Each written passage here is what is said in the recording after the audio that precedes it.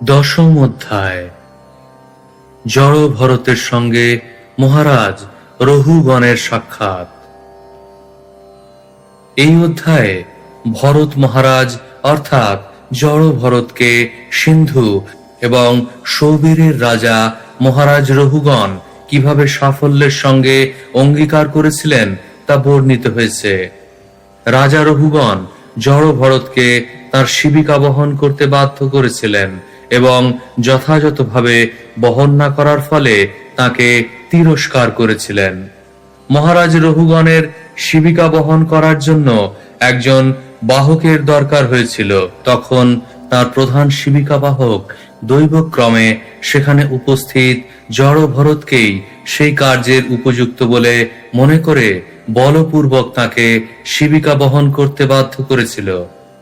অভিমান শূন্য জড় ভরত তার সেই গর্বোদ্ধত আদেশের কোনো প্রতিবাদ না করে শিবিকা বহন করেছিলেন, কিন্তু শিবিকা বহন করার সময় পাছে তার পায়ের তলায় কোনো পিঁপড়ের মৃত্যু হয় এই ভয়ে তিনি অতি সাবধানে পা ফেলছিলেন। তার ফলে অন্য বাহকদের সঙ্গে তার গতি না মেলায় শিবিকা আন্দোলিত হতে থাকে। শিবিকারোহী রাজা তার ফলে অত্যন্ত বিরক্ত হয়ে কটু বাক্যে জড় ভরতকে তিরস্কার করেন, কিন্তু জড় ভরত দেহাত্মবুদ্ধি থেকে সম্পূর্ণ মুক্ত হওয়ার ফলে কোনো প্রতিবাদ না করে শিবিকা বহন করতে থাকেন। তিনি পূর্বের মতোই চলতে থাকলে রাজা তাকে দণ্ড দেওয়ার ভয় দেখান। তখন জড় ভরত কথা বলতে শুরু করেন। তিনি রাজার কটুবাক্যের প্রতিবাদ করে গভীর তত্ত্ব কথা শোনান। রাজার তখন চৈতন্যের উদয় হয় এবং তিনি বুঝতে পারেন যে তিনি একজন মহাজ্ঞানী মহাপুরুষের কাছে অপরাধ করেছেন। তিনি অত্যন্ত বিনীতভাবে এবং শ্রদ্ধা সহকারে জড় ভরতের স্তুতি করেন। এখন তিনি জড় ভরতের দার্শনিক বাণীর নিগূঢ় অর্থ জানতে চান এবং ঐকান্তিকতা সহকারে তার কাছে ক্ষমা ভিক্ষা করেন। তিনি স্বীকার করেছিলেন যে মহাভাগবতের চরণে অপরাধ হলে শিবের ত্রিশূলের আঘাতে তাকে দণ্ডভোগ করতে হয়। শ্লোক 1। श्री शुक उवाच अथ सिन्धु सौवीरपते रहुगणस्य व्रजत ईक्षुमहत्यास्तटे तत्कुलपतिना शिबिकावाह पुरुषान्वेषण समये दैवेनुपसादितः सद्विजवर उपलब्ध ईश पीवा युवा सहननाङ्गो गोखरवद्धुरं वोढुमलमिति पूर्वविष्टिगृहीतैः सह गृहीतः प्रसभमतदर्ह उवाह शिबिकां स महानुभावः। অনুবাদ।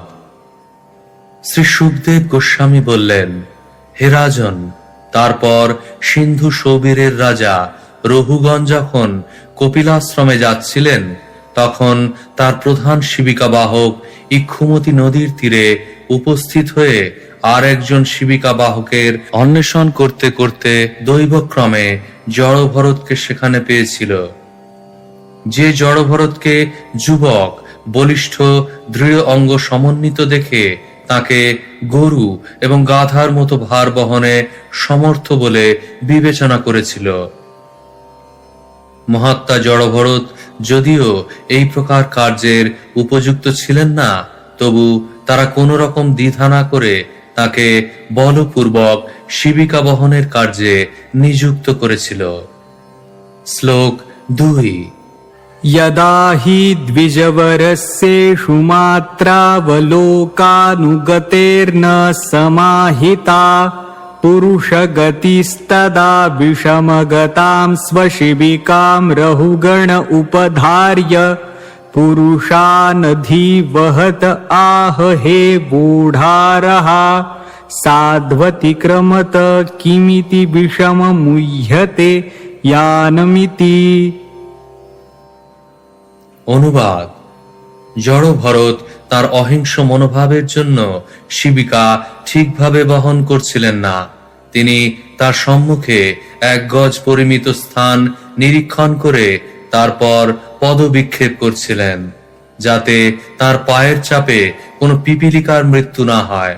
কিন্তু তার ফলে অন্য বাহকদের সঙ্গে তার পা না মেলায় শিবিকা আন্দোলিত হচ্ছিল, এবং রাজা রহুগণ তখন বাহকদের জিজ্ঞাসা করেছিলেন, তোমরা কেন অসমানভাবে শিবিকা বহন করছো? ভালোভাবে তা বহন করো। তাৎপর্য: জড়ভরতকে যদিও জোর করে শিবিকা বহন করতে বাধ্য করা হয়েছিল, তবুও তিনি পথের পিপীলিকাদের প্রতি তার সহানুভূতি ত্যাগ করেননি। ভগবত ভক্ত অত্যন্ত কষ্টদায়ক পরিস্থিতিতে থাকলেও তার ভক্তি এবং অনুকূল কার্যের কথা ভুলে যান না। জড়ভরত ছিলেন একজন মহাজ্ঞানী ব্রাহ্মণ, তবু তাকে শিবিকা বহন করতে বাধ্য করা হয়েছিল। সেই জন্য তিনি কিছু মনে করেননি, কিন্তু পথ চলার সময় একটি পিপীলিকাকেও পর্যন্ত হত্যা না করার কর্তব্য তিনি বিস্মৃত হননি। বৈষ্ণব কখনো কারো প্রতি ঈর্ষাপরায়ণ হন না, অথবা অনর্থক হিংসাত্মক কার্য করেন না। পথে বহু পিপীলিকা ছিল, কিন্তু জড়ভরত তার সম্মুখে 1 গজ পরিমিত স্থান নিরীক্ষণ করে তারপর পিপীলিকাদের এড়িয়ে পদক্ষেপ করছিলেন। বৈষ্ণব সর্বদাই অন্য সমস্ত জীবদের প্রতি অত্যন্ত কৃপালু। ভগবান কপিল দেব সাংখ্যযোগ বিশ্লেষণ করার সময় বলেছেন, সুহৃদ সর্বদেহিনাম। জীব বিভিন্ন প্রকার দেহ ধারণ করে। যারা বৈষ্ণব নয়, তারা কেবল মানুষদেরই তাদের সহানুভূতির পাত্র বলে মনে করে। কিন্তু শ্রীকৃষ্ণ বলেছেন যে তিনি সমস্ত জীবদের পরম পিতা। তাই বৈষ্ণব কোনো প্রাণীকেই অসময় অথবা অনর্থক বিনষ্ট হতে দেন না। প্রতিটি জীবকেই কোনো বিশেষ জড় শরীরে নির্দিষ্ট সময়ের জন্য আবদ্ধ হয়ে কোনো বিশেষ উদ্দেশ্য সাধন করতে হয়। অন্য আরেকটি শরীর ধারণ করার পূর্বে তাকে সেই শরীরের নির্দিষ্ট আয়ু পূর্ণ করতে হয়। কোনো প্রাণীকে হত্যা করা হলে সেই বিশেষ শরীরে তার বন্ধনের অবস্থা পূর্ণ করার পথে প্রতিবন্ধকতার সৃষ্টি করা হয়। তাই নিজের ইন্দ্রিয় তৃপ্তি সাধনের জন্য কখনো কোনো প্রাণীকে হত্যা করা উচিত নয়, কারণ তার ফলে পাপ কর্মের বন্ধনে জড়িয়ে পড়তে হয়। শ্লোক 3। अथत ईश्वर वचः सोपालम्भम् उपाकर्ण्योपाय तुरीयाच्छङ्कितमनसस्तं विज्ञापयां बभूवुः। অনুবাদ: শিবিকা বাহকেরা রাজার তিরস্কার বাক্য শ্রবণ করে দণ্ড ভয়ে ভীত হয়ে এইভাবে রাজার কাছে নিবেদন করেছিল। তাৎপর্য: রাজনীতি শাস্ত্র অনুসারে রাজা কখনো মিষ্ট বাক্যের দ্বারা, কখনো পুরস্কার দান করে, কখনো তিরস্কার করে এবং কখনো দণ্ড দিয়ে তার প্রজাদের শাসন করেন। শিবিকা বাহকেরা বুঝতে পেরেছিল যে রাজা ক্রুদ্ধ হয়েছেন এবং তিনি তাদের দণ্ড দেবেন। শ্লোক 4। न वयं नरदेव प्रमत्ता भवन्नियमानुपथाः साध्वेव वहामः अयमधुनैव नियुक्तोऽपि न द्रुतं व्रजति नानेन सह वोढुमु हवयं पारयाम इति। অনুবাদ: হে রাজন, আমরা আমাদের কার্য সম্পাদনে মোটেই অবহেলা করছি না। আপনার আজ্ঞা অনুসারে আমরা সুষ্ঠুভাবেই শিবিকা বহন করছি, কিন্তু সম্প্রতি যে ব্যক্তি নিযুক্ত হয়েছে সে দ্রুত চলতে পারছে না বলে আমরা তার সঙ্গে শিবিকা বহন করতে পারছি না। তাৎপর্য: অন্য শিবিকা বাহকেরা ছিল শূদ্র, কিন্তু জড়ভরত কেবল একজন উচ্চ কুলোদ্ভূত ব্রাহ্মণই ছিলেন না, তিনি ছিলেন একজন মহাভাগবত। শূদ্রেরা অন্য জীবদের প্রতি সহানুভূতিশীল নয়, কিন্তু বৈষ্ণব শূদ্রের মতো আচরণ করতে পারেন না। যখনই শূদ্র এবং ব্রাহ্মণ বৈষ্ণবের সমন্বয় হয়, তখন অবশ্যই কর্তব্য কর্ম সম্পাদনে বৈষম্য দেখা দেবে। শূদ্রেরা মাটিতে পিপীলিকাদের কথা চিন্তা না করে শিবিকা বহন করছিল, কিন্তু জড় ভরত শূদ্রের মতো আচরণ করতে পারেননি এবং তাই অসুবিধার সৃষ্টি হচ্ছিল। শ্লোক 5। सांसर्गिको दोष एव नूनम् एकस्यापि सर्वेषां सांसर्गिकाणां भवितुम् अर्हितीति निश्चित्य निशम्य कृपणवचो राजा रहुगण उपासित वृद्धोऽपि निसर्गेण बलात्कृत ईषद् उत्थितमन्युरविस्पष्ट ब्रह्मतेजसं जातवेद समीव रजसा वृतमतिराह। অনুবাদ: দণ্ডভয় ভীত বাহকদের কথা শুনে রাজা রহুগণ বুঝতে পারলেন যে কেবল একজনের দোষের ফলে শিবিকা যথাযথভাবে বাহিত হচ্ছে না।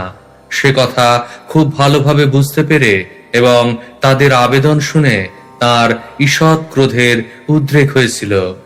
যদিও তিনি ছিলেন রাজনীতি শাস্ত্রে পারদর্শী এবং অত্যন্ত অভিজ্ঞ, তবু তার রাজ স্বভাববশত তার চিত্তে ক্রোধের উদয় হয়েছিল। প্রকৃতপক্ষে রাজা রহুগণের চিত্ত রজগুণের দ্বারা আচ্ছাদিত ছিল, তাই তিনি ভস্মাচ্ছাদিত অগ্নির মতো প্রচ্ছন্ন ব্রহ্মতেজ সম্পন্ন জড় ভরতকে বললেন। তাৎপর্য: এই শ্লোকে রজগুণ এবং সত্যগুণের পার্থক্য বিশ্লেষণ করা হয়েছে। রাজা যদিও অত্যন্ত ন্যায়পরায়ণ এবং রাজনীতি শাস্ত্রে ও রাজকার্য পরিচালনায় অত্যন্ত অভিজ্ঞ ছিলেন, তা সত্ত্বেও তিনি রজগুণের দ্বারা প্রভাবিত হওয়ায় স্বল্প বিচলিত হওয়ার ফলেই ক্রুদ্ধ হয়েছিলেন। কিন্তু জড়ভরত নিজেকে মুখ ও বধির রূপে প্রদর্শন করার দরুন সমস্ত অন্যায় সহ্য করেছিলেন এবং আধ্যাত্মিক উন্নতির বলে তিনি নীরব ছিলেন, কিন্তু তা সত্ত্বেও তার ব্রহ্মতেজ তার শরীরে অস্পষ্ট রূপে প্রতীয়মান ছিল। শ্লোক 6।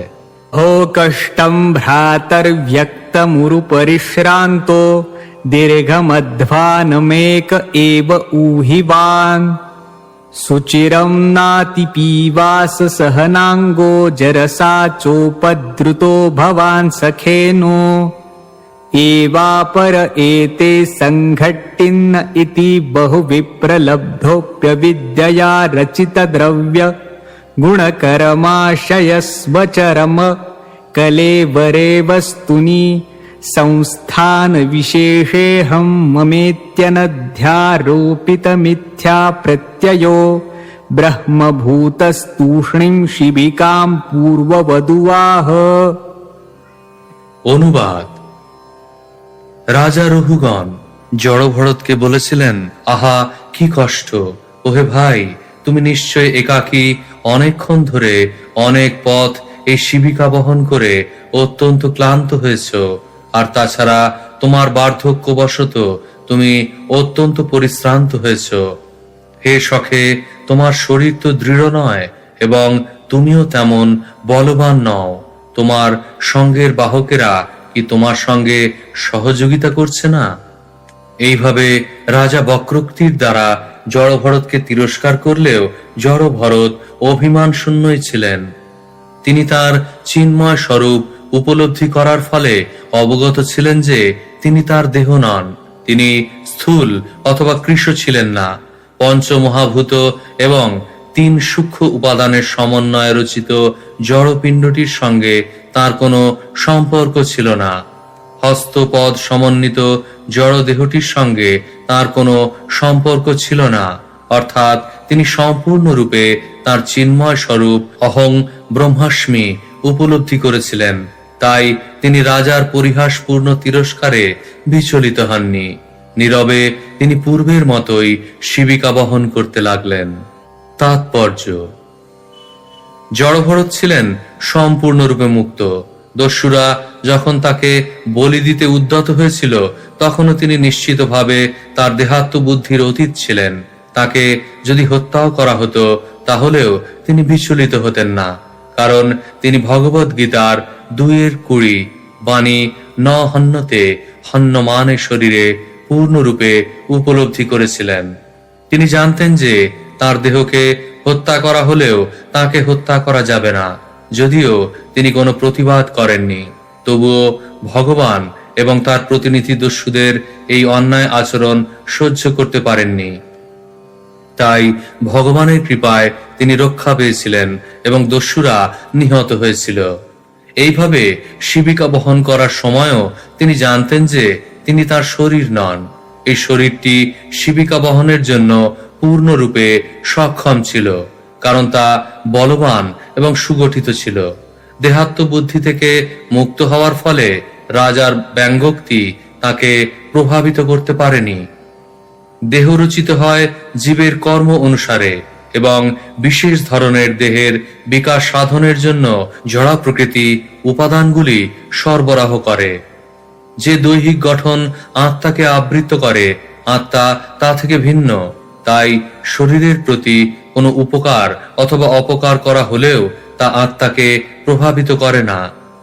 বৈদিক উপদেশ হচ্ছে স্বয়ং পুরুষ। আত্মা কখনো জড়া প্রকৃতির আয়োজনের দ্বারা প্রভাবিত হয় না। শ্লোক 7। अथ पुनः स्वशिबिकायां विषमगतायां प्रकुपित उवाच रहुगणः किमिदमरे त्वं जीवन् मृतो मां कदर्थीकृत्य भरतृशासनमतिचरसि प्रमत्तस्य च ते करोमि चिकित्सां दण्डपाणिरिव जनताया यथा प्रकृतिं स्वां भजिष्यस इति। অনুবাদ। তারপর রাজা যখন দেখলেন যে শিবিকা পুনরায় আন্দোলিত হচ্ছে, তখন তিনি অত্যন্ত ক্রোধাবিষ্ট হয়ে বললেন, ওরে দুষ্ট, তুই কি করছিস? তুই কি জীবিত অবস্থায়ও মৃত নাকি? তুই জানিস না যে আমি তোর প্রভু? তুই আমার আদেশ অবজ্ঞা করছিস।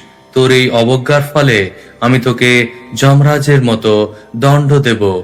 আমি তোর উপযুক্ত শাস্তি বিধান করব, যাতে তুই প্রকৃতিস্থ হোস। শ্লোক 8। एवं बह्वबद्धमपि भाषमाणं नरदेवाभिमानं रजसा तमसानुविद्धेन मदेन तिरस्कृताशेष भगवत्प्रियनिकेतं पण्डितमानिनं स भगवान् ब्राह्मणो ब्रह्मभूत सर्वभूतसुहृदात्मा योगेश्वर चचार्यां नातिव्युत्पन्नमतिं स्मयमान इव विगतस्मय इदम् आह। অনুবাদ। নিজেকে একজন রাজা বলে মনে করায় রহুগণ দেহাত্ম বুদ্ধিগ্রস্ত ছিলেন এবং রজ ও তমগুণের দ্বারা প্রভাবিত ছিলেন। মদ ভরে তিনি জড় ভরতকে অশালীন বাক্যের দ্বারা তিরস্কার করেছিলেন। জড় ভরত ছিলেন পরম ভাগবত এবং ভগবানের প্রিয় নিকেতন। রাজা যদিও নিজেকে একজন মস্ত বড় পণ্ডিত বলে মনে করতেন, কিন্তু তিনি পরম ভাগবতের স্থিতি অবগত ছিলেন না এবং তার চরিত্র তার জানা ছিল না। জড় ভরত সর্বদা ভগবানকে তার হৃদয়ে বহন করতেন বলে তিনি ছিলেন ভগবানের বাসস্থান সদৃশ। তিনি ছিলেন সমস্ত জীবের সুহৃদ এবং তিনি কোনো প্রকার দেহাত্ম বুদ্ধি পোষণ করতেন না। তাই তিনি ঈষৎ হেসে এই কথাগুলি বলেছিলেন। তাৎপর্য। এই শ্লোকে দেহাত্ম বুদ্ধি সমন্বিত ব্যক্তি এবং দেহাতীত বুদ্ধি সমন্বিত ব্যক্তির পার্থক্য বর্ণনা করা হয়েছে।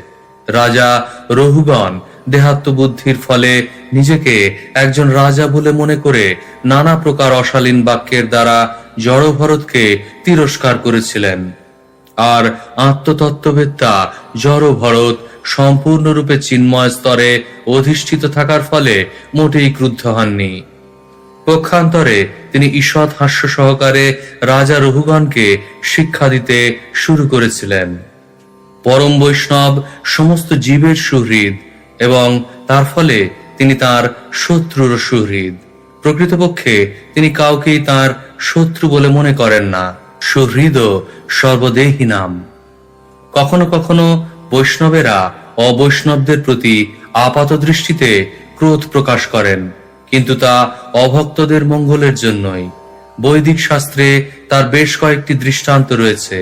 একসময় নারদ মুনি কুবেরের দুই পুত্র নলকুবের এবং মণিগ্রীবের প্রতি ক্রুদ্ধ হয়ে তাদের অভিশাপ দিয়ে দুটি বৃক্ষে পরিণত করেছিলেন, কিন্তু তার ফলে শ্রীকৃষ্ণ তাদের উদ্ধার করেছিলেন।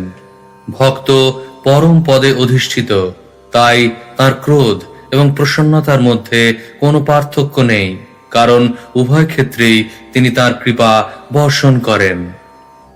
শ্লোক 9। ब्राह्मण उवाच त्वयोदितं व्यक्तमविप्रलब्धं भर्तुः समे स्याद्यदि वीरभारः गन्तुर्यदि स्याद् अधिगम्य मध्वा पिबेति राशो न विदां प्रवादः। অনুবাদ: মহান ব্রাহ্মণ জড়ভরত বললেন, হে বীর রাজা, আপনি যা বলেছেন তা সত্য।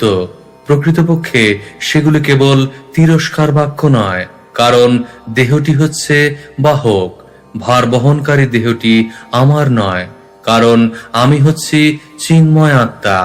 আপনার উক্তিতে কোনো বিরোধ নেই, কারণ আমি দেহ থেকে ভিন্ন। আমি শিবিকার বাহক নই, এই দেহটি হচ্ছে বাহক। নিশ্চিতভাবে যে কথা আপনি বলেছেন, আমি এই শিবিকা বহনে পরিশ্রম করিনি, কারণ আমি এই দেহটি থেকে পৃথক। আপনি বলেছেন যে আমি হৃষ্টপুষ্ট নই। এই বাক্যটি তার পক্ষেই উপযুক্ত যে ব্যক্তি দেহ এবং আত্মার পার্থক্য জানে না। দেহ স্থূল অথবা কৃশ হতে পারে, কিন্তু কোনো বিজ্ঞ ব্যক্তি আত্মা সম্বন্ধে সেই কথা বলবে না। আত্মা স্থূলও নয় অথবা কৃশও নয়। তাই আপনি যখন বলেছেন যে আমি হৃষ্টপুষ্ট নই, তা সত্য। অধিকন্তু এই ভ্রমণের উদ্দেশ্য এবং সেই গন্তব্যস্থলের পথ যদি আমার হতো, তাহলে আমার পক্ষে বহু অসুবিধা হতো, কিন্তু যেহেতু সেগুলি আমার সম্পর্কে বলা হয়নি, বলা হয়েছে আমার দেহের সম্পর্কে, তাই তাতে মোটেই কোনো রকম অসুবিধা হয়নি। তাৎপর্য: ভগবদ্গীতায় উল্লেখ করা হয়েছে যে যিনি দিব্য জ্ঞানে উন্নত, তিনি জড় দেহের সুখ এবং দুঃখের দ্বারা বিচলিত হন না। জড় দেহটি আত্মা থেকে সম্পূর্ণরূপে পৃথক এবং দেহের সুখ ও দুঃখ অনিত্য। তপস্যা করার উদ্দেশ্য হচ্ছে দেহ ও আত্মার পার্থক্য উপলব্ধি করা এবং আত্মা যে জড় দেহের সুখ ও দুঃখের দ্বারা প্রভাবিত হয় না, তা হৃদয়ঙ্গম করা। জড়ভরত প্রকৃতপক্ষে আত্ম উপলব্ধির স্তরে অবস্থিত ছিলেন। তিনি সর্বতোভাবে দেহাত্মবুদ্ধির অতীত ছিলেন। তাই তিনি রাজাকে বুঝিয়েছিলেন যে রাজা তার দেহের সম্বন্ধে যে সমস্ত বিরুদ্ধ মন্তব্য করেছিলেন, সেগুলি আত্মার সম্বন্ধে প্রযোজ্য নয়। শ্লোক 10। स्थौल्यं कार्शं व्याधय आधयश्च श्रुतुं भयं कलिरिच्छा जरा च निद्रारतिर्मन्युरहमदः शुचो देहेन जातस्य हिमेन सन्ति। অনুবাদ: স্থূলতা, কৃশতা, দৈহিক ও মানসিক ক্লেশ, তৃষ্ণা, ক্ষুধা, ভয়, কলহ, জড় সুখভোগের বাসনা, জড়া, নিদ্রা, বিষয়াসক্তি, ক্রোধ, শোক এবং দেহাত্মবুদ্ধি, এই সবই আত্মার জড় আবরণের বিকার। দেহাত্মবুদ্ধিতে মগ্ন ব্যক্তিরাই এগুলির দ্বারা প্রভাবিত হয়, কিন্তু আমি সর্বপ্রকার দেহাত্মবুদ্ধি থেকে মুক্ত। তাই আমি স্থূল অথবা কৃশ নই, অথবা আপনি যে কথাগুলি বলেছেন তার কোনটিই নই। তাৎপর্য: শ্রীল নরোত্তম দাস ঠাকুর গেয়েছেন, দেহস্মৃতি নাহি যার, সংসার বন্ধন কাহাতার।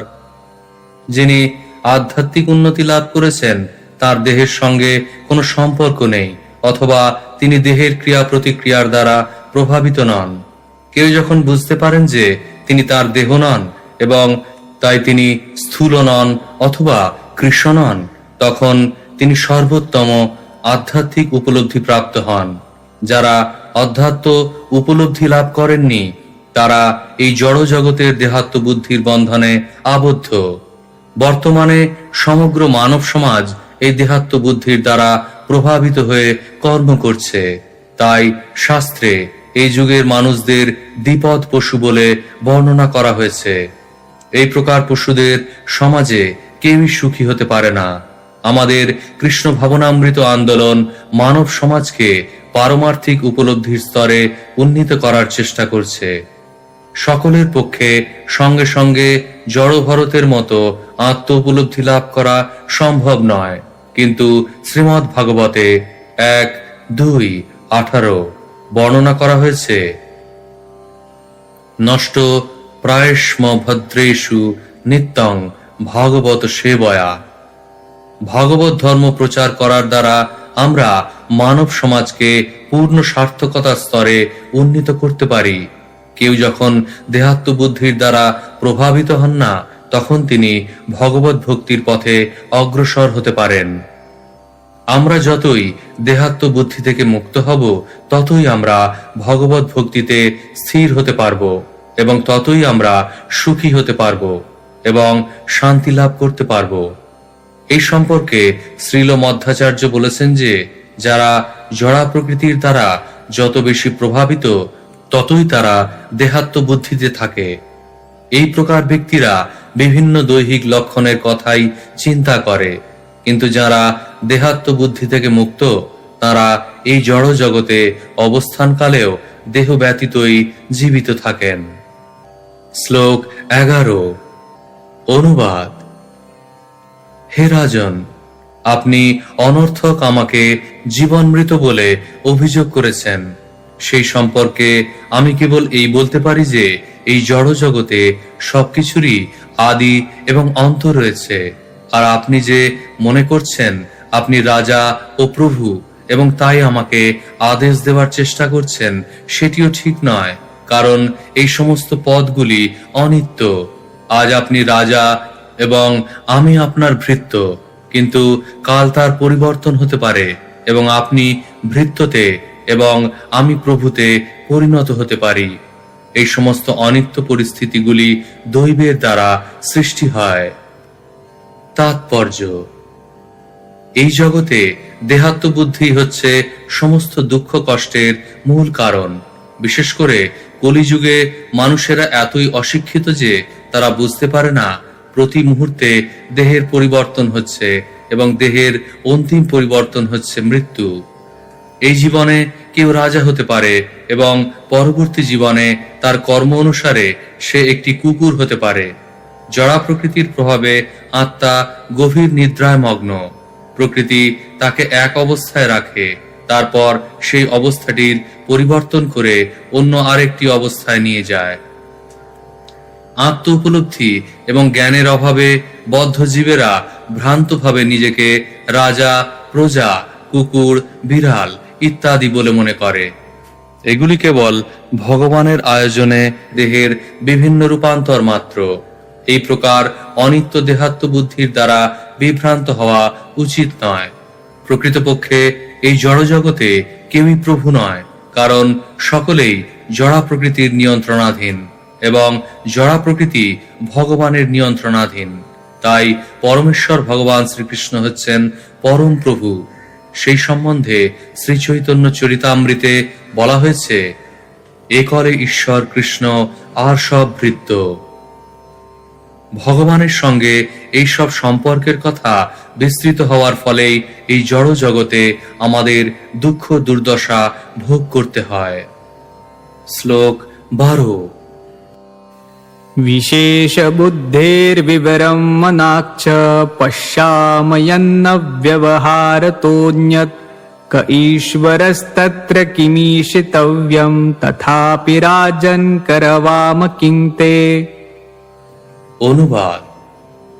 হে রাজন, আপনি যদি এখনো মনে করেন যে আপনি হচ্ছেন রাজা এবং আমি হচ্ছি আপনার ভৃত্য, তাহলে আপনি আদেশ করুন এবং আপনার আদেশ আমাকে পালন করতে হবে।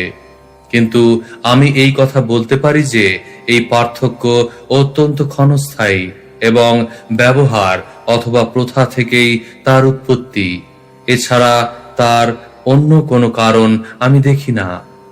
সেই ক্ষেত্রে প্রভুকে এবং ভৃত্যই বা কে? সকলেই জরা প্রকৃতির নিয়মের বাধ্য।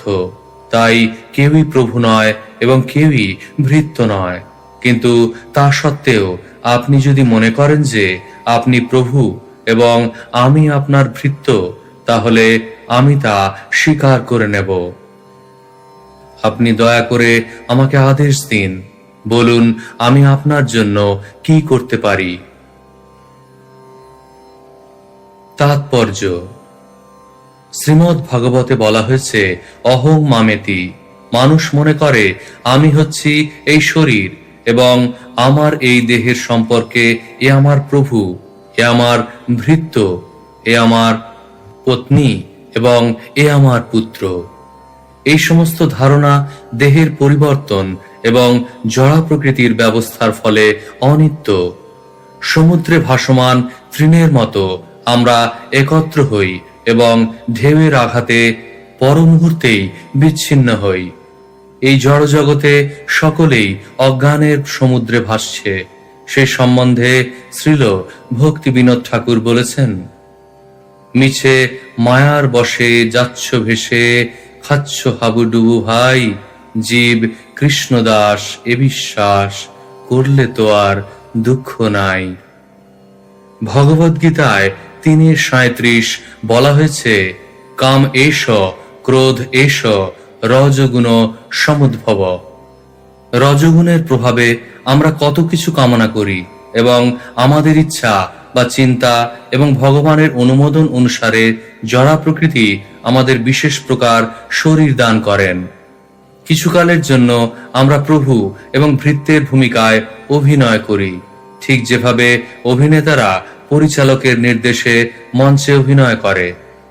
আমরা যখন মনুষ্য শরীর প্রাপ্ত হই, তখন আমাদের এই অনর্থক মঞ্চে অভিনয়ের সমাপ্তি সাধন করা কর্তব্য। আমাদের স্বরূপে অবস্থিত হওয়া উচিত, যার আরেক নাম কৃষ্ণ ভাবনামৃত। বর্তমানে আমাদের প্রকৃত প্রভু হচ্ছে জড়া প্রকৃতি। দেবী হেস্যা গুণময়ী মম মায়া দূরত্বয়া। ভগবদ গীতা ৭:১৪। জড়া প্রকৃতির নিয়ন্ত্রণাধীনে আমরা প্রভু অথবা ভৃত্য হচ্ছি, কিন্তু আমরা যদি পরমেশ্বর ভগবান এবং তার নিত্য দাসদের প্রভুত্ব বরণ করে নিই, তাহলে আমাদের এই অনিত্য অবস্থার সমাপ্তি হবে। শ্লোক ১৩। উন্মত্তমত্ত জড়বৎস্ব সংস্থাম গতস্য মে বীর চিকিৎসিতেন অর্থ কিয়ান ভবতা শিক্ষিতেন স্তব্ধ প্রমত্তস্য চ পিষ্টপেশঃ। অনুবাদ: হে রাজন, আপনি বলেছেন, ওরে উন্মত্ত মত্ত জড়, আমি তোকে দণ্ডদান করব, তাহলে তুই প্রকৃতিস্থ হবি। সেই সম্পর্কে আমি বলতে চাই যে জড়, মুখ এবং বধিরের মতো অবস্থান করলেও আমি ব্রহ্মাত্মনিষ্ঠা লাভ করেছি। আমাকে দণ্ড দিয়ে আপনার কি লাভ হবে? আর আপনার অনুমান যদি ঠিক হয় এবং আমি যদি সত্যি সত্যি উন্মত্ত হই, তাহলে আমাকে দণ্ড দেওয়া পৃষ্ঠবস্তু পেষণ করার মতোই হবে। তার ফলে কোনো লাভ হবে না, কারণ উন্মত্ত ব্যক্তিকে দণ্ডদান করা হলেও তার উন্মত্ততার উপশম হয় না। তাৎপর্য: এই জড়জগতে সকলেই মায়াচ্ছন্ন হয়ে উন্মাদের মতো আচরণ করছে। যেমন একটি চোর জানে যে চুরি করা অন্যায় এবং সেই জন্য রাজা অথবা ভগবান তাকে দণ্ড দেবে। চোর দেখে যে চুরি করার ফলে দণ্ড ভোগ করতে হয়, কিন্তু তা সত্ত্বেও সে বারবার চুরি করে। তার বদ্ধমূল ধারণা যে চুরি করে সে সুখী হবে, এটি উন্মত্ততার একটি লক্ষণ। বারবার দণ্ডভোগ করা সত্ত্বেও চোর তার চুরি করার অভ্যাস ত্যাগ করতে পারে না, তাই দণ্ডদান বৃথা। শ্লোক ১৪।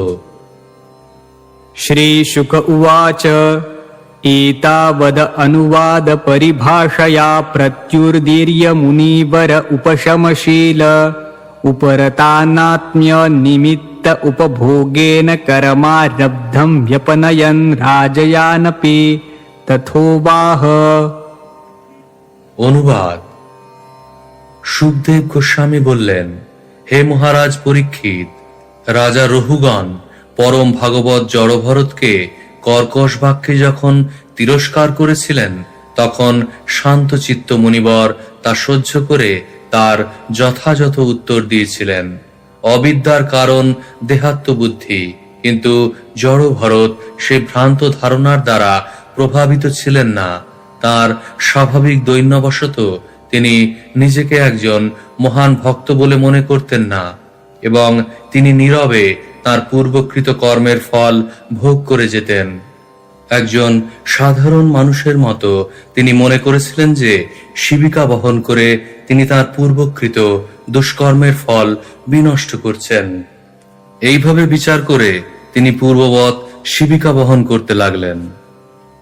তাৎপর্য: মহান ভগবত ভক্ত কখনো নিজেকে একজন পরমহংস বা মুক্ত পুরুষ বলে মনে করেন না। তিনি সর্বদাই ভগবানের বিনীত দাস রূপে অবস্থান করেন। প্রতিকূল পরিস্থিতিতে তিনি মনে করেন যে তার পূর্বকৃত কর্মের ফলে তিনি দণ্ড ভোগ করছেন। সেই দুঃখময় পরিস্থিতির জন্য তিনি কখনো ভগবানকে দোষারোপ করেন না। এগুলি মহাভাগবতের লক্ষণ। তত্ত্বে হনুকম্পাং সুসমীক্ষমান।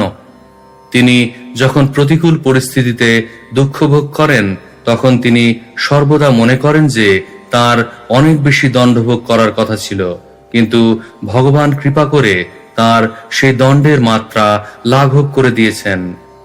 তিনি কখনো তার প্রভুর প্রতি ক্রুদ্ধ হন না। তার প্রভু তাকে যে অবস্থায় রেখেছেন সেই অবস্থাতেই তিনি সর্বদা সুখী থাকেন। সর্ব অবস্থাতেই তিনি ভগবানের সেবারূপ কর্তব্য সম্পাদন করেন। এই প্রকার ব্যক্তি নিশ্চিত রূপে ভগবত ধামে উন্নীত হবেন।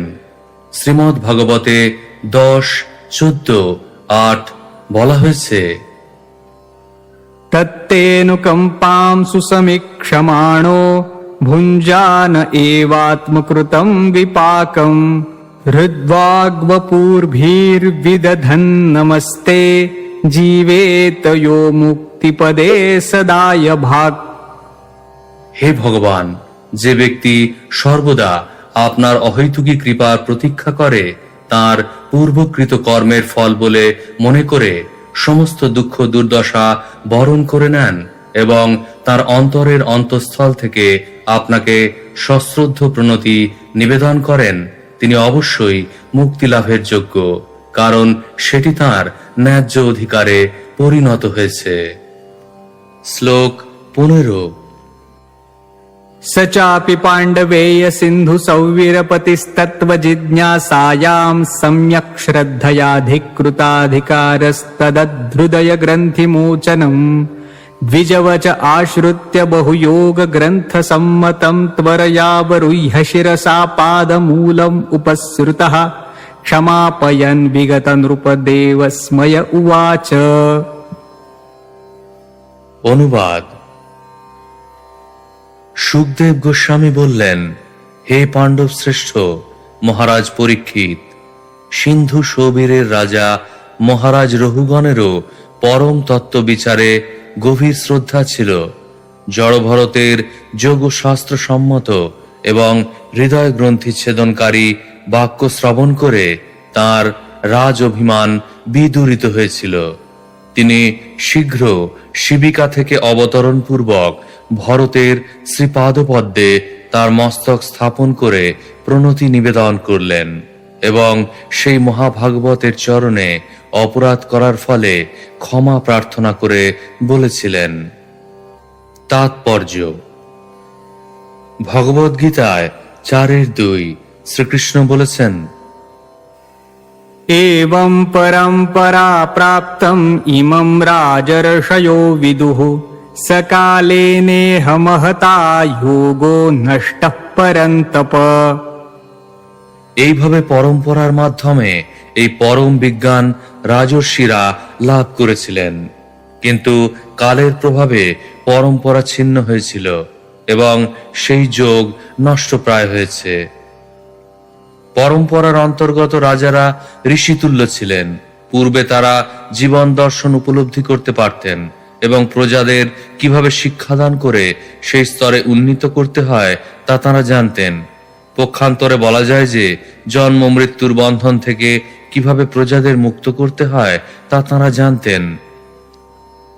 মহারাজ দশরথ যখন অযোধ্যায় রাজত্ব করছিলেন, তখন এক সময় ঋষি বিশ্বামিত্র তার কাছে এসেছিলেন রামচন্দ্র এবং লক্ষ্মণকে বনে রাক্ষসদের সংহার করার জন্য নিয়ে যেতে।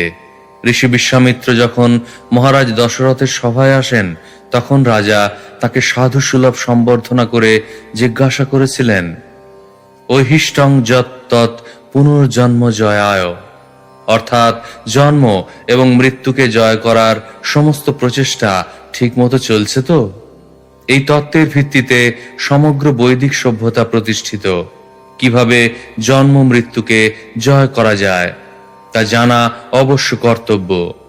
মহারাজ রঘুগণও জীবনের উদ্দেশ্য সম্বন্ধে অবগত ছিলেন। তাই জড় ভরত যখন সেই জীবন দর্শন তার সম্মুখে উপস্থাপন করেছিলেন, তিনি তৎক্ষণাৎ তা সমর্থন করেছিলেন। সেটিই হচ্ছে বৈদিক সমাজের ভিত্তি। বিদ্বান, ব্রাহ্মণ, সাধু এবং ঋষিরা বৈদিক উদ্দেশ্য সম্বন্ধে সম্পূর্ণরূপে অবগত হয়ে রাজাদের উপদেশ দিতেন কিভাবে জনসাধারণের প্রকৃত মঙ্গল সাধন করতে হয় এবং তাদের সহযোগিতায় জনসাধারণ লাভবান হতো।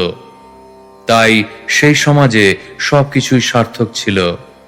মহারাজ রঘুগণ মানব জীবনের মহিমা সম্বন্ধে অবগত ছিলেন। তাই তিনি জড়ভরতের মতো একজন মহাত্মাকে অপমান করার ফলে অনুতপ্ত হয়েছিলেন এবং তৎক্ষণাৎ তাঁর শিবিকা থেকে অবতরণ করে ক্ষমা ভিক্ষা করার জন্য জড়ভরতের চরণ কমলে নিপতিত হয়েছিলেন এবং জীবনের মাহাত্ম্য সম্বন্ধে, যাকে বলা হয় ব্রহ্ম জিজ্ঞাসা, জানবার জন্য আগ্রহী হয়েছিলেন। বর্তমান সময় উচ্চপদস্থ রাজকর্মচারীরা জীবনের মাহাত্ম্য সম্বন্ধে অজ্ঞ এবং যখন সাধু মহাত্মারা বৈদিক জ্ঞান প্রচার করেন, তখন তথাকথিত উচ্চপদস্থ রাজকর্মচারীরা তাদের প্রণতি নিবেদন পূর্বক শ্রদ্ধা প্রদর্শন করার পরিবর্তে তাদের প্রচার কার্যে বাধা দেওয়ার চেষ্টা করে। তাই বলা যায় যে প্রাচীন রাজ্য শাসন ব্যবস্থা ছিল স্বর্গতুল্য, আর এখনকার শাসন ব্যবস্থা নরক তুল্য। শ্লোক 16। কস্ত্বম নিগূঢ়শ্চরসি দ্বিজানাম বিভর্ষি সূত্রম কতমো বধূতঃ কস্যাসি কুত্রত্য ইহাপি কস্মাৎ क्षेमाय नश्चेदसिनोत শুক্লঃ। অনুবাদ। মহারাজ রঘুগণ বললেন, হে ব্রাহ্মণ, আপনি সকলের অজ্ঞাতসারে প্রচ্ছন্নভাবে এই সংসারে বিচরণ করছেন। আপনি কে? আপনি কি বেদজ্ঞ ব্রাহ্মণ এবং মহাপুরুষ? আপনি যজ্ঞোপবীত ধারণ করেছেন। আপনি কি দত্তাত্রেয় আদি অবধূতদের মধ্যে কেউ? আপনি কোন মহাত্মার শিষ্য? আপনি কোথায় অবস্থান করেন? আপনি এই স্থানে কেন এসেছেন? আমাদের মঙ্গল সাধনের উদ্দেশ্যেই কি আপনি এসেছেন? আপনি দয়া করে বলুন, আপনি কে? তাৎপর্য: মহারাজ রঘুগণ জড়ভরতের কাছ থেকে বৈদিক জ্ঞানের আলোক প্রাপ্ত হওয়ার জন্য অত্যন্ত উৎসুক হয়েছিলেন, কারণ তিনি বুঝতে পেরেছিলেন যে জড়ভরত গুরু পরম্পরার সূত্রে অথবা ব্রাহ্মণ কুলে জন্মগ্রহণ করার ফলে ব্রহ্ম জ্ঞান লাভ করেছেন। বেদে বলা হয়েছে, তদ্বিজ্ঞানার্থং সগুরুম এবাভিগচ্ছেৎ। রঘুগণ জড়ভরতকে তাঁর গুরুরূপে বরণ করেছিলেন, কিন্তু গুরুর গুরুত্ব কেবল যোগ্য উপবিদ ধারণ করার মধ্যে নয়, তা নির্ভর করে তার দিব্য জ্ঞানের উপর। রহুগণ যে জড়ভরতকে তার কুল সম্বন্ধে জিজ্ঞাসা করেছেন তাও গুরুত্বপূর্ণ।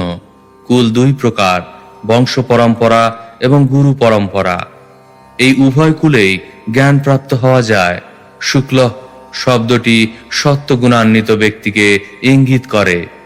কেউ যদি দিব্য জ্ঞান লাভ করতে চান তাহলে অবশ্যই তাকে গুরু পরম্পরায় অথবা বিদ্বান ব্রাহ্মণ কুলোদ্ভূত ব্রাহ্মণ গুরুর শিষ্যত্ব বরণ করা অবশ্য কর্তব্য। শ্লোক 17। नाहं विशङ्के सुरराजवज्रान्नत्र्यक्षशूलान्न यमस्य दण्डात् नाग्न्यर्कसोमानिलवित्तपास्त्रात् शङ्के भृशं ब्रह्मकुलावमानात्। অনুবাদ: হে মহানুভব, আমি দেবরাজ ইন্দ্রের বজ্রের ভয়ে ভীত নই, শিবের ত্রিশূলের ভয়েও ভীত নই, যমরাজের দণ্ড অথবা অগ্নি, সূর্য, চন্দ্র, বায়ু ও কুবেরের অস্ত্র থেকেও আমার ভয় উৎপন্ন হয় না।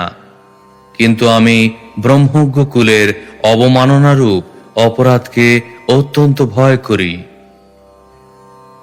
তাৎপর্য: শ্রীচৈতন্য মহাপ্রভু যখন রূপ গোস্বামীকে প্রয়াগে দশাশ্বমেধ ঘাটে উপদেশ দিচ্ছিলেন তখন তিনি বৈষ্ণব অপরাধ যে কত ভয়ঙ্কর তা অত্যন্ত স্পষ্টভাবে বিশ্লেষণ করেছিলেন। তিনি বৈষ্ণব অপরাধকে মত্ত হস্তির সঙ্গে তুলনা করেছেন। মত্ত হস্তি যখন কোনো উদ্যানে প্রবেশ করে তখন সে সেই উদ্যানের সমস্ত ফল ফুল নষ্ট করে ফেলে। তেমনি কেউ যখন বৈষ্ণব চরণে অপরাধ করে তার ফলে তার সমস্ত ভক্তিরূপ সম্পদ নষ্ট হয়ে যায়। ব্রহ্মজ্ঞ ব্রাহ্মণের চরণে অপরাধ করা অত্যন্ত ভয়ঙ্কর এবং মহারাজ রহুগণও তা জানতেন। তাই তিনি সরলভাবে তাঁর সেই ত্রুটি স্বীকার করে ক্ষমা ভিক্ষা করেছেন। ব্রহ্ম, অগ্নি, যমরাজের দণ্ড, শিবের ত্রিশূল ইত্যাদি বহু ভয়ঙ্কর বস্তু রয়েছে, কিন্তু কোনোটি জড় ভরতের মতো ব্রাহ্মণের চরণে অপরাধের মতো ভয়ঙ্কর নয়। তাই মহারাজ রহুগণ তৎক্ষণাৎ তাঁর শিবিকা থেকে অবতরণ করে ব্রাহ্মণ জড়ভরতের পাদপদ্মে দণ্ডবৎ প্রণত হয়ে ক্ষমা ভিক্ষা করেছিলেন। শ্লোক 18। तद्ब्रूह्य सङ्गो जडवन्निगूढ विज्ञानवीर्यो विचरस्य पारः वचांसि योगग्रथितानि साधो नः क्षमन्ते मनसापि भेत्तुम्। অনুবাদ: হে মহানুভব, মনে হচ্ছে যেন আপনার মহান আধ্যাত্মিক জ্ঞানের প্রভাব আপনি গোপন করে রেখেছেন। প্রকৃতপক্ষে আপনি সমস্ত জড় সংসর্গ থেকে মুক্ত এবং পূর্ণরূপে ভগবানের চিন্তায় মগ্ন। তাই আপনার দিব্য জ্ঞান অনন্ত। দয়া করে আপনি আমাকে বলুন, কেন আপনি এইভাবে একজন জ্বরের মতো বিচরণ করছেন? হে মহাপুরুষ, আপনি যোগসম্মত কথা বলেছেন, কিন্তু আমাদের পক্ষে তা হৃদয়ঙ্গম করা সম্ভব নয়। তাই দয়া করে তা বিশ্লেষণ করুন। তাৎপর্য: জড়ভরতের মতো মহাপুরুষ সাধারণ বাক্য উচ্চারণ করেন না। তারা যা কিছু বলেন তা মহান যোগী এবং মহাপুরুষদের দ্বারা অনুমোদিত। সাধারণ মানুষ এবং মহাত্মার মধ্যে এটি পার্থক্য। জড়ভরতের মতো মহাপুরুষের বাণী হৃদয়ঙ্গম করতে হলে শ্রোতাকে অবশ্যই উন্নত চেতনা সমন্বিত হতে হবে। ভগবদ্গীতা অর্জুনকে শোনানো হয়েছিল, অন্যদের নয়। ভগবান শ্রীকৃষ্ণ এই দিব্য জ্ঞান দান করার জন্য বিশেষভাবে অর্জুনকে মনোনীত করেছিলেন, কারণ অর্জুন ছিলেন তার মহান ভক্ত এবং অন্তরঙ্গ সখা। তেমনি মহাপুরুষেরা উন্নত চেতনা সমন্বিত ব্যক্তিদেরই উপদেশ দেন, শূদ্র, বৈশ্য, স্ত্রী অথবা নির্বোধদের দেন না। কখনো কখনো সাধারণ মানুষদের মহান দার্শনিক উপদেশ দান করা অত্যন্ত বিপজ্জনক, কিন্তু শ্রী চৈতন্য মহাপ্রভু কলিযুগের অধঃপতিত জীবদের মঙ্গলের জন্য একটি অতি সুন্দর শিক্ষা দিয়েছেন। তা হচ্ছে হরে কৃষ্ণ মহামন্ত্রের কীর্তন। জনসাধারণ যদিও শূদ্রবৎ অথবা শূদ্রাধম, তবু তারা এই হরে কৃষ্ণ মহামন্ত্র কীর্তন করে পবিত্র হতে পারে।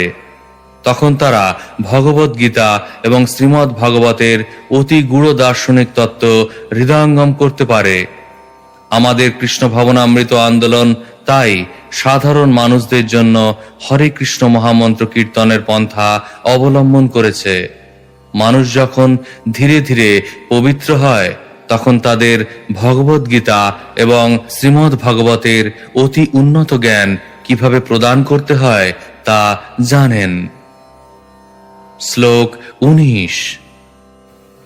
अहं च योगेश्वरमात्मतत्त्वविदां मुनीनां परमं गुरुं वै प्रष्टुं प्रवृत्तः किमिहारणं तत् साक्षात् हरिं ज्ञानकलावतीर्णम्।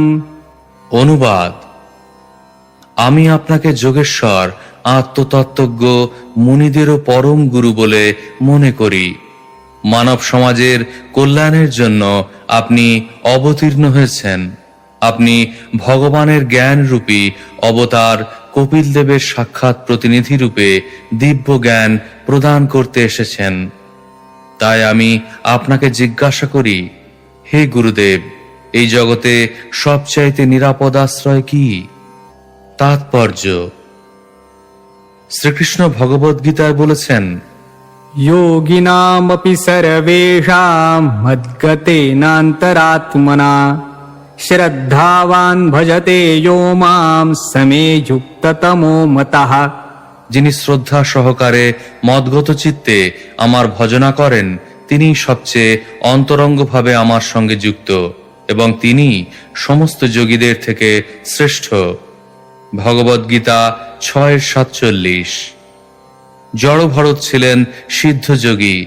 পূর্বে তিনি ছিলেন মহারাজ ভরত এবং এখন তিনি সমস্ত জ্ঞানী ও যোগীদের মধ্যে সর্বশ্রেষ্ঠ মহাপুরুষ।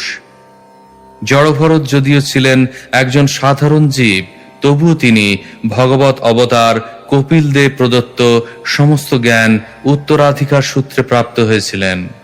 তাই তাকে সাক্ষাৎ ভগবান বলেই মনে করা যায়। শ্রীল বিশ্বনাথ চক্রবর্তী ঠাকুর সেই কথা প্রতিপন্ন করে তাঁর গুর্বষ্টকমে বলেছেন, সাক্ষাৎ ধরিত্বেন সমস্ত শাস্ত্রই। জড়ভরতের মতো মহাপুরুষ ভগবানেরই তুল্য, কারণ তিনি ভগবানের দেওয়া জ্ঞান দান করে সর্বতোভাবে ভগবানের প্রতিনিধিত্ব করেন। জড়ভরতকে এখানে সাক্ষাৎ ভগবানের প্রতিনিধি বলে স্বীকার করা হয়েছে, কারণ তিনি ভগবানের হয়ে দিব্য জ্ঞান দান করছেন।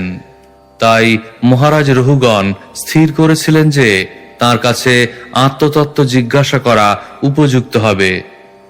তদ্বিজ্ঞানার্থং স গুরুমেবাভি গচ্ছেত। এই বৈদিক নির্দেশও এখানে প্রতিপন্ন হয়েছে। কেউ যদি আদৌ আত্মতত্ত্ব জ্ঞান ব্রহ্ম জিজ্ঞাসা জানতে ইচ্ছুক হন, তাহলে তাকে অবশ্যই জড় ভরতের মতো গুরুর শরণাগত হতে হবে। শ্লোক 20। स वै भवान् लोकनिरीक्षणार्थम् अव्यक्तलिङ्गो विचरत्यपि स्वित् योगेश्वराणां गतिमन्दबुद्धिः कथं विचक्षीत गृहानुबन्धः। অনুবাদ: আপনি যে ভগবানের অবতার কপিল দেবের সাক্ষাৎ প্রতিনিধি, তা কি সত্য নয়? কে প্রকৃত মানুষ এবং কে নয় তা পরীক্ষা করার জন্য আপনি মুখ এবং বধিরের মতো অভিনয় করছেন। আপনি কি সেই জন্য এই পৃথিবী পৃষ্ঠে এইভাবে বিচরণ করছেন না? আমি অত্যন্ত বিষয়াসক্ত এবং জ্ঞানান্ধ, কিন্তু তা সত্ত্বেও আমি আপনার কাছে জ্ঞানের আলোক প্রাপ্ত হওয়ার জন্য উপস্থিত হয়েছি। কিভাবে আমি পারমার্থিক জীবনে উন্নতি সাধন করতে পারি? তাৎপর্য: মহারাজ রহুগণ যদিও একজন রাজার ভূমিকা অবলম্বন করেছিলেন, কিন্তু জড় ভরত তাকে বুঝিয়েছিলেন যে তিনি রাজা নন এবং জড় ভরত মূক ও বধির নন। এই সমস্ত উপাধিগুলি কেবল আত্মার আবরণ মাত্র। এই জ্ঞান লাভ করা সকলেরই অবশ্য কর্তব্য। সেই কথা ভগবদ গীতায় 2:13 প্রতিপন্ন হয়েছে। দেহি নহস্মিন যথা দেহে। সকলেই দেহের বন্ধনে আবদ্ধ। যেহেতু দেহ আত্মা নয়, তাই দেহের কার্যকলাপ মায়িক। জড় ভরতের মতো সাধুর সঙ্গ প্রভাবে মহারাজ রঘুগণ বুঝতে পেরেছিলেন যে রাজা রূপে তার যে কার্যকলাপ তা মায়িক। তাই তিনি জড় ভরতের কাছে জ্ঞান লাভের বাসনা করেছিলেন এবং সেটি তার সিদ্ধি লাভের পথে প্রথম পদক্ষেপ। তদ্বিজ্ঞানার্থং স গুরুম এবাভিগচ্ছেত।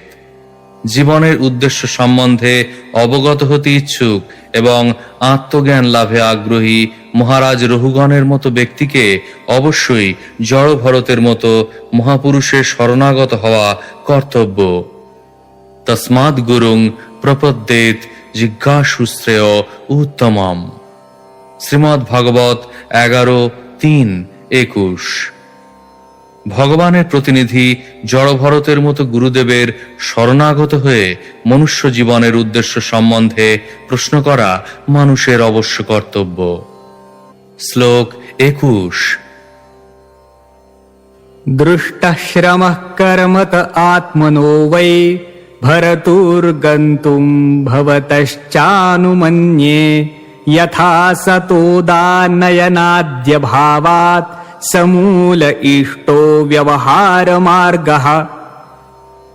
অনুবাদ: আপনি বলেছেন, আমি শ্রান্ত নই।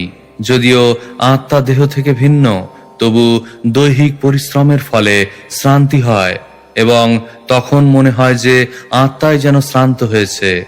আপনি যখন শিবিকা বহন করছিলেন, তখন নিশ্চয়ই আত্মারও পরিশ্রম হয়েছে। এটি আমার অনুমান। আপনি এও বলেছেন যে প্রভু এবং ভৃত্যের যে বাহ্য আচরণ তা বাস্তবিক নয়, কিন্তু যদিও এই প্রাপঞ্চিক জগতে তা বাস্তবিক নয়, তবুও এই প্রাপঞ্চিক জগতের বিষয়গুলি তো বস্তুকে প্রভাবিত করে। তা প্রত্যক্ষভাবে দেখা যায় এবং অনুভব করা যায়। যদিও জড়জাগতিক কার্যকলাপ অনিত্য, কিন্তু তাহলেও তা মিথ্যা বলা যায় না। তাৎপর্য: এটি নির্বিশেষ মায়াবাদ দর্শন এবং ব্যবহারিক বৈষ্ণব দর্শনের বিচার।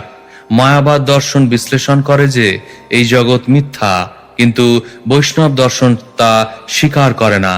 বৈষ্ণবেরা জানেন যে এই জগৎ অনিত্য হলেও তা মিথ্যা নয়। রাত্রে আমরা যে স্বপ্ন দেখি তা অবশ্যই অলীক, কিন্তু দুঃস্বপ্ন নিঃসন্দেহে দর্শনকারী ব্যক্তিকে প্রভাবিত করে। আত্মার শ্রান্তি বাস্তবিক নয়, কিন্তু যতক্ষণ জীব তার দেহাত্ম বুদ্ধিতে মগ্ন থাকে, ততক্ষণ সে এই সমস্ত অলীক স্বপ্নের দ্বারা প্রভাবিত হয়। কেউ যখন স্বপ্ন দেখে, তখন সে স্বপ্নের দ্বারা প্রভাবিত না হওয়া তার পক্ষে সম্ভব নয়। এইভাবে বদ্ধ জীবকে তার স্বপ্নবৎ অস্তিত্বে দুঃখ দুর্দশা ভোগ করতে বাধ্য হতে হয়। মাটির তৈরি জলের ঘট অনিত্য। প্রকৃতপক্ষে বস্তুটি ঘট নয়, তা হচ্ছে মাটি, কিন্তু তাতে জল ভরে আমরা তা ব্যবহার করতে পারি। অতএব বলা যায় না যে তা একেবারে মিথ্যা। শ্লোক 22। स्थाल्याग्नितापात्पयसोभितापस्तत्तापतस्तण्डुलगर्भरन्धिः देहेन्द्रियाश्वाशयसन्निकर्षात् तत्संश्रुतिः पुरुषस्यानुरोधात्। অনুবাদ: রাজা রঘুগণ বলতে লাগলেন, হে মহানুভব, আপনি বলেছেন যে শরীরের স্থূলতা এবং কৃশতা আত্মার ধর্ম নয়। তা ঠিক নয়, কারণ সুখ এবং দুঃখের অনুভূতি আত্মারই হয়ে থাকে। পাত্রস্থিত দুধ এবং চাল আগুনের তাপে আপনা থেকেই উত্তপ্ত হয় এবং তার ফলে চালের অন্তর্ভাগ সিদ্ধ হয়। তেমনি দেহের দুঃখ এবং সুখ ইন্দ্রিয়, মন এবং আত্মাকে প্রভাবিত করে। আত্মা এই অবস্থা থেকে অনাসক্ত থাকতে পারে না।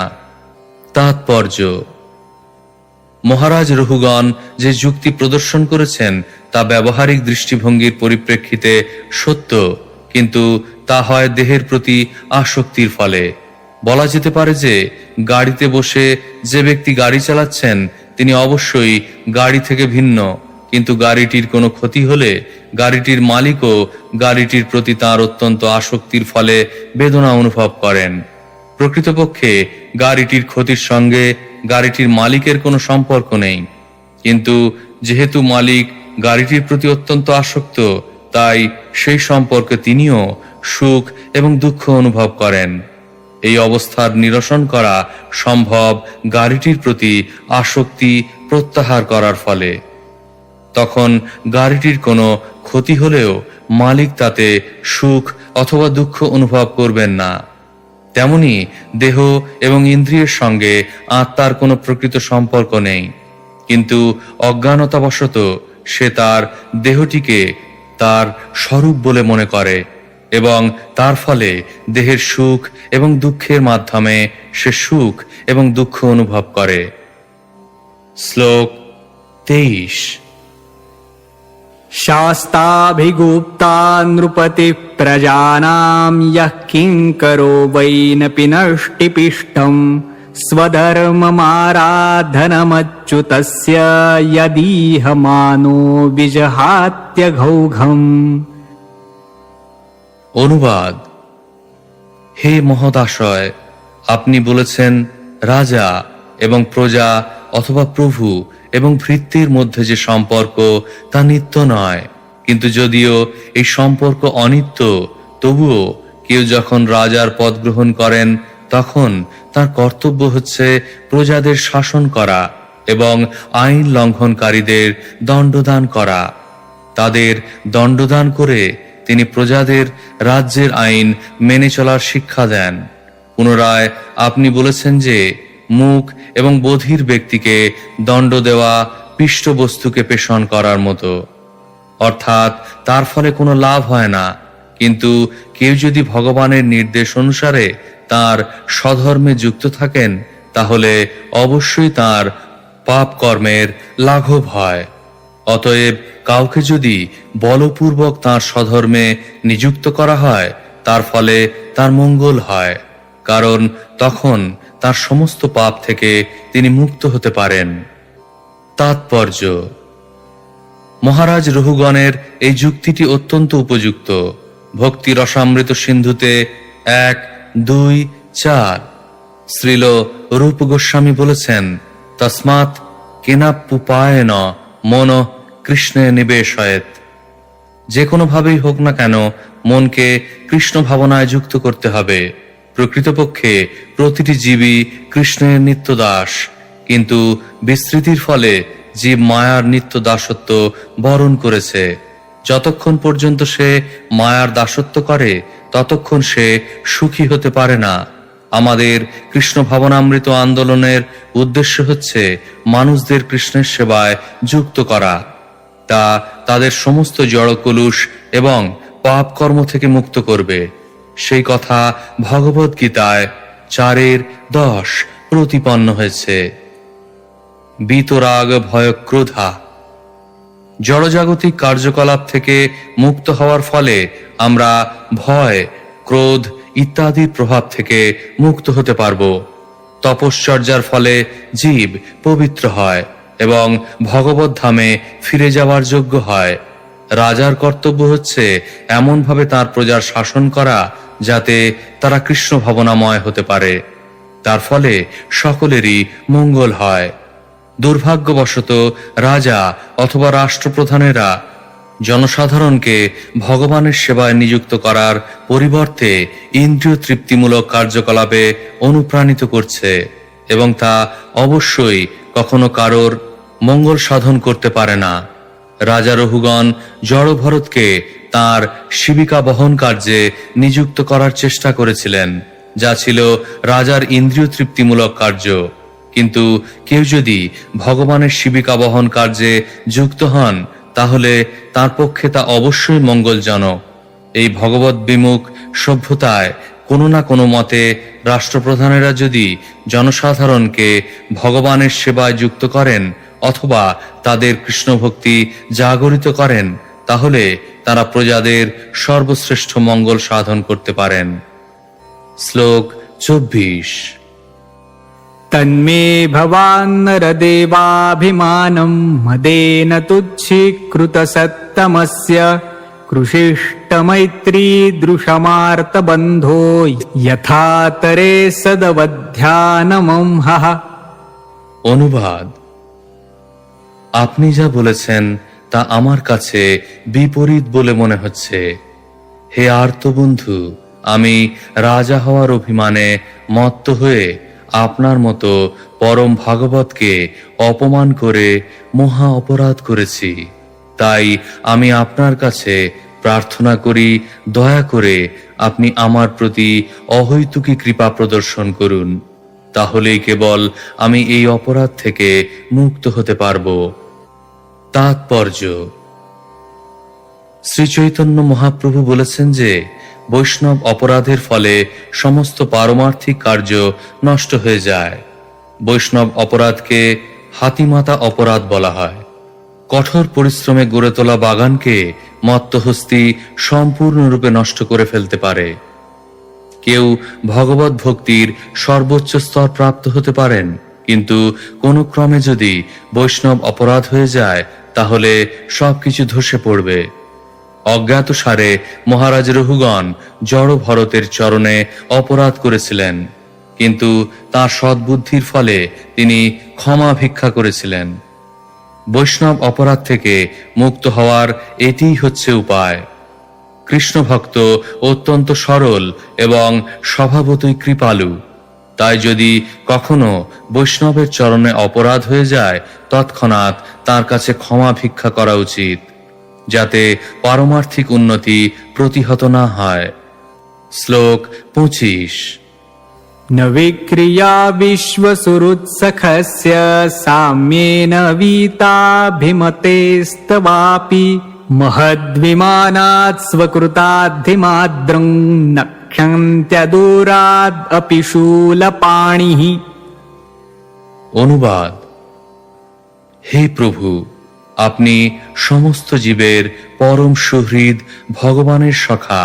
তাই আপনি সকলের প্রতি সমদৃষ্টি সম্পন্ন এবং আপনি দেহাত্ম বুদ্ধি থেকে মুক্ত। আমি যে আপনাকে অপমান করেছি, তাতে যদিও আমার কোনো বিকার হয়নি, তবুও সেই অপরাধের ফলে আমার মতো ব্যক্তি যদি শিবের মতো শক্তিশালী হয়, তাহলেও অচিরেই বিনষ্ট হবে, তাতে কোনো সন্দেহ নেই। তাৎপর্য: মহারাজ রহুগণ অত্যন্ত বুদ্ধিমান ছিলেন এবং বৈষ্ণব অপরাধের অশুভ পরিণতির কথা তিনি ভালোভাবেই জানতেন। তাই তিনি জড় ভরতের কাছে অত্যন্ত ব্যাকুল হয়ে অনুরোধ করেছিলেন যাতে তিনি তাকে ক্ষমা করেন। মহারাজ রহুগণের পদাঙ্ক অনুসরণ করে বৈষ্ণবের পাদপদ্মে যাতে অপরাধ না হয়, সেই সম্বন্ধে সকলেরই অত্যন্ত সাবধান থাকা উচিত। শ্রীল বৃন্দাবন দাস ঠাকুর শ্রী চৈতন্য ভাগবতে মধ্য 13 বলেছেন, শূলপানি সম যদি ভক্ত নিন্দা করে, ভাগবত প্রমাণ তথাপিহ শীঘ্র মরে। হেন বৈষ্ণব নিন্দে যদি সর্বজ্ঞ হই, সেই জনের অধঃপাত সর্বশাস্ত্রে কই। কেউ যদি শূলপানি শিবের মতো শক্তিশালী হন, তবুও বৈষ্ণব অপরাধের ফলে তার চিন্ময় স্থিতি থেকে অধঃপতন হবে। সেটি সমস্ত বৈদিক শাস্ত্রের প্রমাণ। তিনি চৈতন্য ভাগবতে মধ্য 22 আরো বলেছেন, বৈষ্ণবের নিন্দা করিবেক যারগণ, তার রক্ষা সামর্থ্য নাহিক কোনো জন। শূলপানি সম যদি বৈষ্ণবের নিন্দে, তথাপিহ নাশ যায় কহে শাস্ত্রবৃন্দে। ইহা না মানিয়া যে সুজন নিন্দা করে, জন্মে জন্মে সে পাপিষ্ঠ দৈব দোষে মরে। যে ব্যক্তি বৈষ্ণবের নিন্দা করে তাকে কেউ রক্ষা করতে পারে না। শিবের মতো শক্তিশালী ব্যক্তিও যদি বৈষ্ণবের নিন্দা করেন তাহলে তিনিও অবশ্যই বিনষ্ট হবেন। সেটি সমস্ত শাস্ত্রের বাণী। কেউ যদি শাস্ত্রের উপদেশ না মেনে বৈষ্ণবের নিন্দা করে তাহলে সেই জন্য তাকে জন্মে জন্মে দুঃখ দুর্দশা ভোগ করতে হবে। ইতি শ্রীমদ্ ভগবতের পঞ্চম স্কন্ধের জড় ভরতের সঙ্গে মহারাজ রহুগণের সাক্ষাৎ নামক দশম অধ্যায়ের ভক্তি বেদান্ত তাৎপর্য।